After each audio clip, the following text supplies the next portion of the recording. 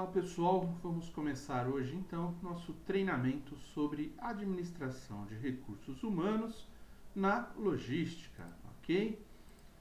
Muito bom. Para quem ainda não me conhece, meu nome é Rogério, sou formado em administração, tenho pós em produção, também em logística empresarial e tenho aí cerca de 30 anos de experiência na área de logística e gestão de recursos, ok? Legal. Nosso primeiro assunto aqui, vamos abordar o Manual do Empregador Urbano. Esse manual é facilmente obtido aí no site do Ministério do Trabalho. Nós vamos abordar aqui alguns pontos importantes apenas para todos aqueles que fazem gestão de pessoas, ok? Aquilo que é relevante para os assuntos que iremos discutir mais adiante. Somente uma definição sobre o que é o empregador. O empregador é aquele que, assumindo os riscos da atividade econômica, admite, assalaria e dirige a prestação pessoal de serviços, ok? A consolidação das leis do trabalho equipara ao empregador os profissionais liberais, as instituições de beneficência, as associações recreativas e outras instituições sem fins lucrativos que admitirem trabalhadores como empregados. Isso é apenas um conceito, uma definição para aprofundar aí o conhecimento, ok? Responsabilidade de terceiros, né? Existe aí dois tipos de responsabilidade, a solidária e a subsidiária, tá? A responsabilidade solidária é a vinculação de vários sujeitos à satisfação de uma obrigação jurídica, permitindo ao credor escolher de qual e de quais deles pretende obter, total ou parcialmente, a prestação que tem direito. Trata-se de uma faculdade dirigida à vítima do dano, ou seja, quando eu tenho a responsabilidade solidária, eu vou cobrar aquele, né, com quem eu fiz o contrato, e caso ele não responda, eu vou cobrar aqueles outros que têm uma corresponsabilidade, que de alguma forma têm solidariedade naquele contrato que eu fiz.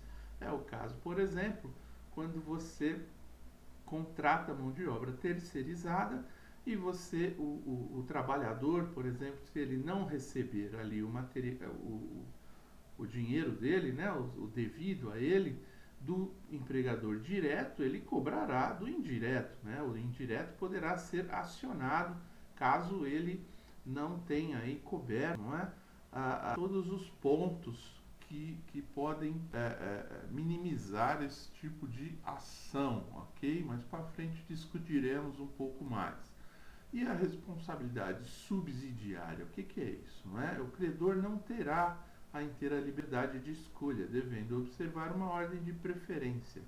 Deverá postular o pagamento perante um ou alguns dos co-obrigados para depois, caso não tenha êxito, voltar-se contra os demais. Só poderá ser invocado uma vez que exauridas as forças dos patrimônios dos responsáveis, ou seja, na responsabilidade subsidiária, você obrigatoriamente tem que seguir uma ordem. Você primeiro vai cobrar alguém e depois, né, de exaurido ali todos os recursos, os processos e realmente não recebeu, aí sim você poderá pleitear junto ao próximo da fila, ok? Isso apenas, como dissemos, estamos aqui trazendo um pouco de conhecimento, não é? Sobre alguns detalhes que serão importantes para os nossos estudos mais adiante.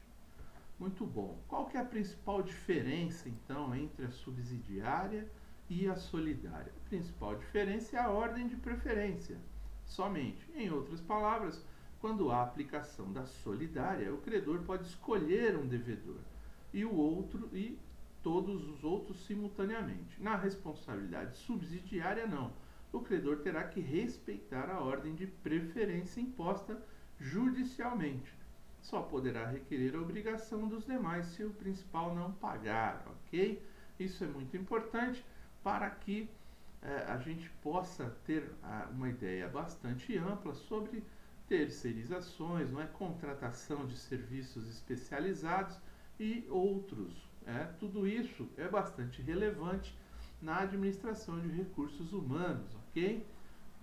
Seja mão de obra direta ou mão de obra indireta, para que possamos conhecer em cada caso, de acordo com o contrato, quais são as regras trabalhistas, quais são os problemas futuros, caso algum contrato não seja cumprido por uma contratante, ou uma contratada, perdão, aquelas empresas que eu contrato para realizar algum tipo de atividade terceirizada ou serviços especializados ou específicos, ok? Os casos só podem ser aplicados quando expressamente previstos em lei ou no contrato. Então, há alguns casos aí que a própria lei, ela determina a solidariedade, não é? Mais comum. E no caso de contrato, a responsabilidade subsidiária, perdão. Então, aqui nesse caso, há mais incidência, do contrato na subsidiária, que você tem que respeitar uma regra. Porém, por outro lado, a lei pode imprimir que seja de outra forma, ou a própria lei poderá determinar se ela será solidária ou subsidiária, e a regra, quem é que vem logo após, ok?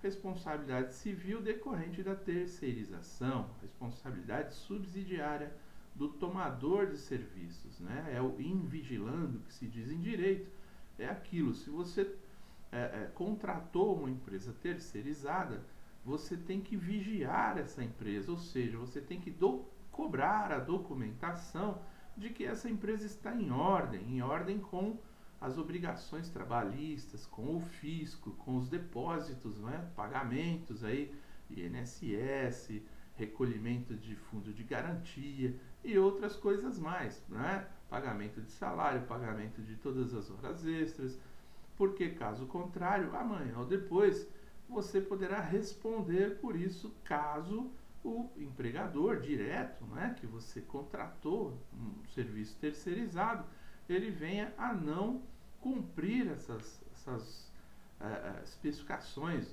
legais e técnicas, ok? E o que é empregado, conforme o conceito aí do Ministério do Trabalho? Considera-se, não só do Ministério do Trabalho, como do direito trabalhista, considera-se empregador toda pessoa física que prestar serviços de natureza não eventual a empregador, sob a dependência deste mediante salário. Não eventual, gente, é o trabalho que você presta quando você tem um contrato de trabalho, ou seja, você vai trabalhar todos os dias de acordo com o definido no contrato de trabalho. Não é eventual, ok? Serviços de natureza não eventual são os que se inserem nas atividades normais, do empregador, prestados de maneira contínua, mesmo que for por um curto espaço de tempo, mesmo que for um serviço temporário, de 3 meses, com renovação de mais 3, totalizando aí 6 meses no máximo, mas você possa sempre trabalhar, você deve trabalhar de forma não eventual, ou seja, continuamente, ok? A dependência indica que o empregado deve cumprir as ordens do empregador e o salário é a contraprestação do empregador aos serviços prestados pelo empregado, ok? É uma definição básica do contrato de trabalho aqui, não é? Então, o empregador ele vai determinar o que todos os empregados devem fazer, quais são as tarefas pelas quais eles serão pagos. E a contraprestação é o próprio salário, não é? E os direitos, não é? Os benefícios, enfim, tudo que está envolvido no contrato. Prorrogação da duração de hora de trabalho, o que pode ser feito segundo a lei, ok? Se a duração do trabalho é 8 horas, ela pode ser excepcionalmente prorrogada por 2 horas no máximo por dia, tá ok, gente? Isso é o que a lei determina. Para isso é necessário acordo escrito entre o empregado e o empregador. No acordo deve constar o valor da hora extra, que será superior ao valor da hora normal em no mínimo 50%. Então a lei determina que as horas extras seja no mínimo 50%. É óbvio que nós temos aí os casos de domingos e feriados que isso dobra, ok? Esses detalhes todos, como eu disse, estão lá nesse manual, mais aprofundados. Aqui nós estamos apenas retomando alguns pontos importantes para aprofundarmos nossas discussões futuras aí, nossas aulas futuras, ok? Poderá ser dispensado o acréscimo de salário se por força de acordo ou convenção coletiva o excesso de horas de um dia for compensado pela correspondente diminuição em outro dia, de maneira que não exceda no período máximo de um ano a soma das jornadas semanais de trabalho previstas, nem que seja ultrapassado o limite máximo de 10 horas diárias. Isso aqui é quando existem acordos coletivos, não é? Para fixação de banco de horas. Então, quando os sindicatos, não é? Os representantes dos trabalhadores e dos patrões fecham algum tipo de acordo que possa existir um banco de horas e, porém, isso respeitando aquele limite de 10 horas diárias, no máximo 2 horas diárias, mesmo que seja banco de horas, ok? E isso não é cobrado em dobro, ou seja, né, não tem horas extras aí, 50% a mais nessas horas, ok? Essas horas, elas são uma por uma, ou seja, se eu trabalhar 2 horas num dia, eu terei 2 horas de direito como banco de horas mais adiante, tá bem? Mas isso não é lei, isso precisa ser acertado entre as partes, ok? Conforme a lei está determinando que seja acertado. Quais são os intervalos entre as jornadas de trabalho possível, né? Entre 2 jornadas de trabalho haverá um período de 11 horas, né, consecutivas para descanso. Ou seja, gente, quando a gente trabalha aí em ritmos acelerados, principalmente em picos de final de mês, temos que respeitar as 11 horas de descanso, no mínimo, ok? Não podemos, uma pessoa que sai às 10 horas da noite, por exemplo, ela não pode retornar no outro dia, 6 horas da manhã. Ela tem que respeitar as 11 horas e retornar no prazo que der após essas 11 horas, no mínimo, ok? Temos que respeitar esse detalhe, muita gente se esquece disso no dia a dia. Intervalos para repouso ou alimentação. Em qualquer trabalho contínuo, né, cuja duração exceda de 6 horas, é obrigatória a concessão de um intervalo para repouso ou alimentação, o qual será no mínimo de 1 hora. Isso tudo também pode ser acordado entre sindicatos aí, em alguns períodos, não é? Para que o intervalo seja reduzido. Também temos aí turnos de 6 horas, né? Quando temos turnos intermitentes, que temos lá uns 15 minutos que temos que dar parada para um lanche, alguma coisa que o valha, não é? Então, assim, aqui a lei ela se estende um pouco mais e podemos realizar vários tipos de acordos, né? Podem ser realizados vários tipos de acordos com os sindicatos, né? Para que seja muito claro qual é a regra, né, dos intervalos aí e o direito. O direito é esse, o básico, né, de no mínimo 1 hora para parada para as refeições, ok? Almoço, jantar, ceia, enfim, tudo aquilo, né? Que normalmente quando você trabalha em turnos de 8 horas, né, você vai fazer, ok? E uma coisa importante, né? Como ele diz aqui, a cada 6 horas, ou seja, às vezes a pessoa está fazendo hora extra, ele vai ter o direito à janta lá, porque ele vai ultrapassar aquele período de 6 horas, ele já fez o almoço, como ele vai trabalhar 10 horas, ele vai ter também o direito, né, à janta. Então tem que ser fornecida essa alimentação ao trabalhador, ok? E o trabalho noturno, não é? Quais são os limites aí? O trabalho noturno, ele é realizado entre as 22 horas, né? Depois das 22 horas até as 5 horas do dia seguinte. A hora do trabalho noturno ela é computada como 52 minutos e 30 segundos, ou seja, é uma hora menor, né? Você paga 1 hora, mas são trabalhados 52,30 no máximo, ok? E será pago com acréscimo de 20% sobre o valor da hora normal. Então a hora noturna por isso que ela é muito mais cara, por isso que fazer terceiros turnos, não é? Seja lá na fábrica ou na área de logística, você tem que levar em consideração toda esse aumento, não é? O custo maior, né? Porque a hora será menor e terá um custo maior de 20%. Ao trabalhador menor de 18 anos é proibido esse tipo de trabalho, ok? Somente os maiores podem fazer trabalho noturno. E os adicionais compulsórios, né? Compulsórios são obrigatórios, como vimos lá as horas extras, de no mínimo 50%, ok? Pode ser mais, mas nunca menos. O horário noturno é acrescido dos 20%, conforme falamos. Insalubridade, ela pode ser de 10, 20 ou 30% sobre um salário mínimo. Isso dependendo de uma tabela, não é? Que o Ministério da Saúde e o Trabalho, juntos aí, eles coordenam para indicar se aquela insalubridade é um grau leve, um grau médio ou um grau mais agudo, mais pesado, ok?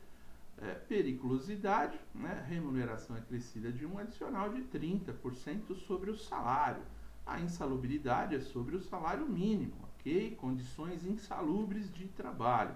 Condições de perigo, que é a periculosidade, ela é sobre o salário do empregado. A transferência provisória, resultando em pagamento suplementar nunca inferior a 25% sobre o salário do empregado, ou seja, quando você trabalha, por exemplo, num determinado local e eu te mando desenvolver essa mesma atividade em outro local, por um tempo, necessariamente você terá um aumento do seu salário em 25%, para que você, né, tenha condições de absorver o custo de vida, né? Você está sendo deslocado, está saindo da sua base, do seu local, da sua família, para ir morar num outro local durante um tempo. Então, isso precisa ser acrescido, né? Isso acontece muito com, por exemplo, quando você trabalha com montagens, por exemplo, de grandes prensas, né? Vamos supor, você é mandado para outros países, para outros estados, para outras cidades, onde você vai ficar um tempo lá para a montagem do equipamento, né? Da máquina, seja lá o que for. Isso leva um tempo lá e quando você retorna para o seu trabalho normal, não é? Dentro da instalação da empresa que você trabalha. Mas por um tempo você fica fora e quando você fica fora, você faz jus a esse acréscimo ao salário, tá? Isso é fundamental, né, para o conhecimento de todos. Quando você manda algumas pessoas para algumas outras áreas realizar algum tipo de trabalho, você precisa conhecer isso muito bem. Muito bom, ok? Legal. Então, nossa primeira aula nós vamos até aqui e continuamos sobre mais alguns assuntos ainda dentro da questão do Ministério do Trabalho na próxima aula. Até aqui eu agradeço. Muito obrigado.